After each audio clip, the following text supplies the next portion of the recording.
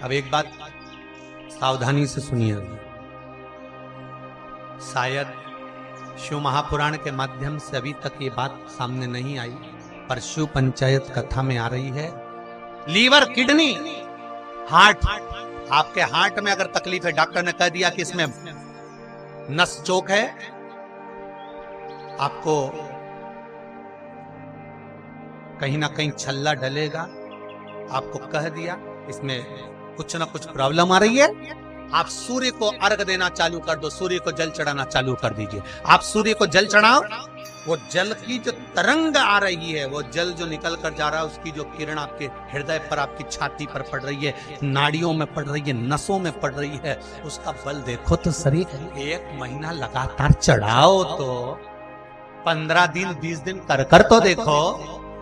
अगर कोई कैंसर का मरीज है, जिसके चेस्ट में कैंसर आ गया हो, लेफ्ट में, राइट में कहीं पर कैंसर आ गया हो, या कोई गठान आ गई हो, तो महाराज आप जल चढ़ाते समय उस जल की धार को सूर्य भगवान को जब चढ़ा रहे हो तो धार आपकी गठान की ओर जाना चाहिए, जिससे सूर्य की किरण उस जल में से आपके उस स्थान पर पड़े, उस जगह पर पड़े जहां पर गठान है।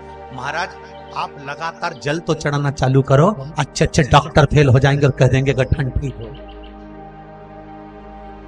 सूर्य नारायण भगवान को जब जल चढ़ाया जाता है, हाथ सिर से 8 इंच की दूरी पर होना चाहिए। जम के बोलिए, सिर से कितना ऊंचा होना चाहिए?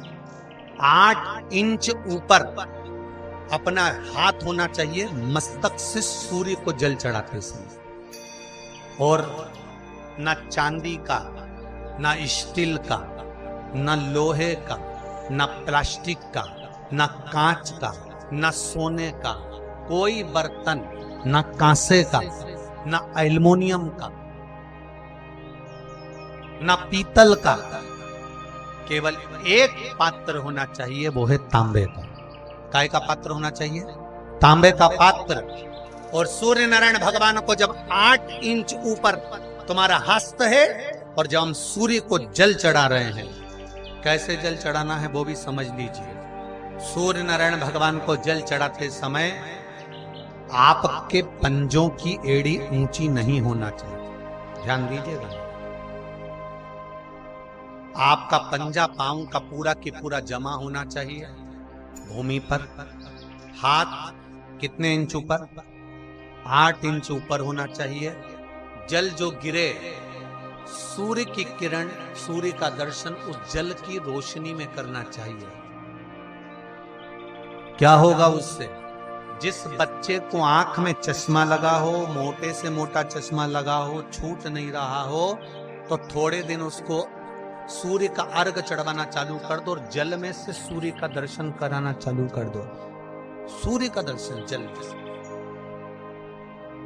2 महीना, 2.5 महीना बहुत है, आंख की रोशनी बढ़ जाएगी, चश्मा हट जाएगा। आप कर देखिए। सूर्य नारायण भगवान को अर्घ देते हैं, जल चढ़ाते हैं, तो वो जल पृथ्वी पर जब गिरता है तो उसके छींटे हमारे शरीर पर लगते हैं। क्या वो ठीक है? क्या वो श्रेष्ठ है? तो शिव महापुराण की कथा कहती है, जब हम सूर्य को अर्घ देते हैं, सूर्य को जल चढ़ाते हैं, वो पानी जब पृथ्वी पर गिरता है, उसके छींटे हमारे शरीर पर लगते हैं, तो वो श्रेष्ठता का भाव निर्मित करते हैं, वो गलत नहीं हो सकता। कारण, क्योंकि मेरे राम जी महाराज, मेरे भगवान कृष्ण, बड़े बड़े संत, साधु, सन्यासी, तपस्वी, साधक, उपासक जितने भी हुए, जिन्होंने सूर्य की आराधना करी, इन्होंने टेबल पे चढ़कर या कुर्सी पे चढ़कर जल नहीं चढ़ाया, इन्होंने पृथ्वी पर खड़े होकर ही, क्योंकि पृथ्वी तत्व के देव हैं शिव। जब हम मृत्यु लोक पर खड़े होकर, पृथ्वी पर खड़े होकर, भगवान शंकर का भाग पृथ्वी तत्व को धारण कर कर जल को हाथ में लेकर जब समर्पित करते हैं, और जो जल नीचे गिरता है वो शरीर पर अगर लगता है तो हमको उसका आशीर्वाद ही प्राप्त होता है, दोष नहीं लगता। पर लोगों ने इसको विपरीत कर दिया। कि कौन ने विपरीत करा? कई लोगों ने इसको विपरीत कर दिया। कौन ने विपरीत करा? तो जो दूसरे धर्म के लोग होते हैं, जिनको हिंदू धर्म से नफरत होती है और जो हिंदू धर्म की पूजन सेवा अर्चना को समाप्त करना चाहते हैं, वो धीरे धीरे धीरे धीरे कहने लगे कि सूर्य को जल चढ़ाओगे तो शरीर में लगेगा, शरीर में लगेगा तो दोष लगेगा। इसको कह कहकर घर घर में सूर्य को जल चढ़ाना लोगों ने बंद कर दिया कि आप जल चढ़ाएंगे तो दोष लगेगा, शरीर पे छींटा लगेगा, शरीर को ऐसा लगेगा। ये दोष नहीं, आपका लीवर और किडनी गड़बड़ कर रहा है, आप प्रतिदिन आपका स्वास्थ्य गड़बड़ रहता है, आप प्रतिदिन ये ज्योतिष शास्त्र के अंतर्गत, रत्न शास्त्र के अंतर्गत, ये रत्न शास्त्र, ज्योतिष शास्त्र, रंग शास्त्र जो हमारे यहाँ है, रंगों के हिसाब से ये जितने रत्न होते हैं, माणिक हुआ, सोना, मोती हुआ, नीलम हुआ, मूंगा हुआ, पुखराज हुआ, ये क्यों कहते हैं ये पीला है, ये सफेद है, ये नीला है, ये लाल है, इसको शरीर में क्यों पहनाते हैं? उसका कारण होता है कि जब शरीर में पहनते हैं, सूर्य की किरण उसमें पड़ती है, हमारे शरीर पर वो कलर का इफेक्ट पड़ता है, उस कलर को शरीर पर लगता है, और शरीर पर लगता है तो हमारा शरीर धीरे धीरे, हमारी जो इंद्रियां हैं वो सही होने लगती हैं, काम सही होने लगता है। तो आप कहते हो ना साहब, मैं कौन सा नक पहनूं, मैं कौन सा मोती पहनूं, मैं कौन सा पुखराज पहनूं, मैं कौन सा नीलम पहनूं, वो ज्योतिष शास्त्र के अंतर्गत, रत्न शास्त्र के अंतर्गत जितने रत्न हम पहनते हैं, ये केवल उस किरण के लिए ही तो पहनते हैं कि जो सूर्य की किरण मिले, उस किरण का प्रभाव हमारे शरीर पर पड़े। तो इन सबसे अच्छा है कि सुबह शंकर भगवान का नाम लो, तांबा का लोटा में जल भरो, 8 इंच ऊपर सिर से हाथ होना चाहिए, और सूर्य नारायण भगवान का दर्शन साधारण नहीं, जो जल तुम चढ़ा रहे हो, वो जल की जो धार आ रही है, उसमें सूर्य का दर्शन होना चाहिए, तो कैंसर की बीमारी कभी नहीं हो सकती। अब एक प्रश्न और खड़ा होता सूर्य को अर्घ देने। गुरुजी, पंचदेव पंचायत में सूर्य नारायण भगवान शंकर की पंचायत में हैं।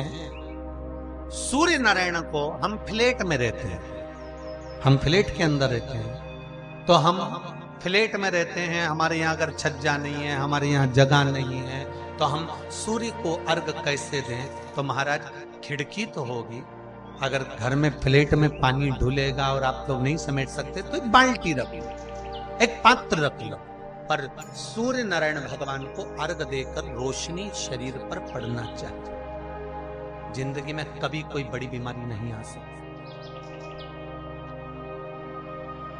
कितने लोग देते हैं सूर्य को अर्घ? जरा हाथ उठाओ। बहुत बढ़िया, बहुत जोरदार। पुरुष लोग भी देते हैं ना, चाहे बच्चे से बच्चा, बच्चों के हाथ में भी एक लोटा पानी पकड़ाओ। घर में छोटे बच्चे हो ना, उनको तांबे का लोटा दो, पानी दो, जा बाहर खड़े हो जा, एक लोटा पानी चढ़ा के। पहले दिन आप स्वयं बच्चे के साथ बाहर खड़ी हो, ओटले पर, घर के बाहर खड़ी हो, छत पे खड़ी हो या घर के बाहर खड़ी हो, और बच्चे से कह लो चढ़ाओ बेटा, देखो ऐसा हाथ 8 इंच ऊपर करिए, तांबे का लोटा लेकर पानी धीरे धीरे डोलना है, जैसे वो स्लो मोशन के सीन नहीं होते नाटक में, ये एकदम धीरे धीरे, बस नहीं तो मालूम पड़े छोरा छोरी एक साथ उंडेल के नहीं। जल चढ़ाते समय उस पानी में से सूर्य की किरण पड़ना चाहिए, सूर्य की किरण।